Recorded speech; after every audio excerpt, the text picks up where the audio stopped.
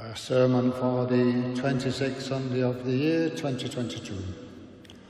I want to talk today about the martyrs of Korea, because many people don't know much about them.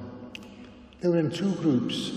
The first group was in the 19th century and comprised of a young priest called Andrew Kim Taegon, who was only 26 when he was put to death by the sword.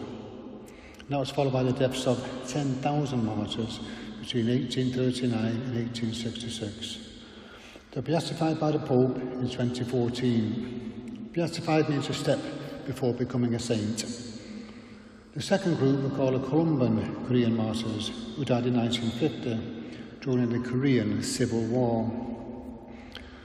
They were Father Anthony Collier, James Mangin, Patrick Riley, Monsignor Brennan, Father Thomas Cusack, Father John O'Brien, and Father Francis Canavan.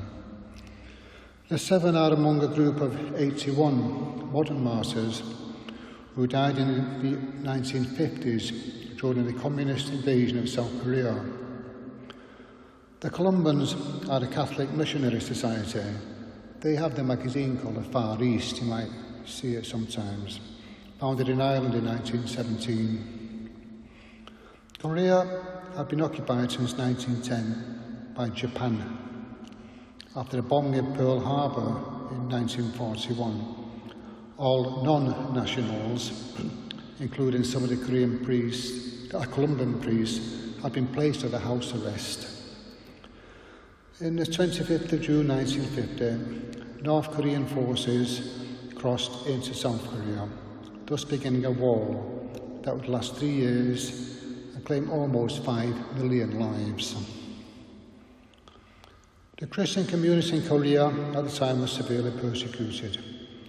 After the invasion, all the Columban Korean martyrs were encouraged and had the opportunity to leave.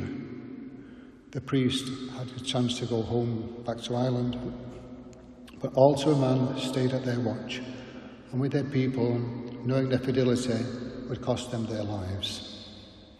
Father Collier was the first to die, shot in the back on June 27th. Father Magin, after starvation and torture, was shot on the 4th of July. Father Riley was killed on 29th of August.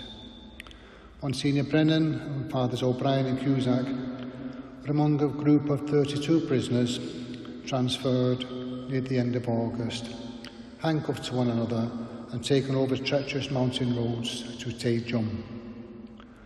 The three were still there when a massacre of prisoners in Taejon by bayonet began on 24th of September. Their bodies were tossed into an abandoned well and were eventually burned.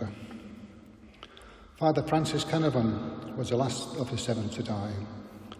Arrested on the 2nd of July, in December he was forced to take part in a 100-mile death march in the freezing cold, deprived of adequate food and clothing. 2 days before his death from pneumonia, on the 6th of December, Father Canavan remarked to a fellow priest, "I'll be having my Christmas dinner in heaven."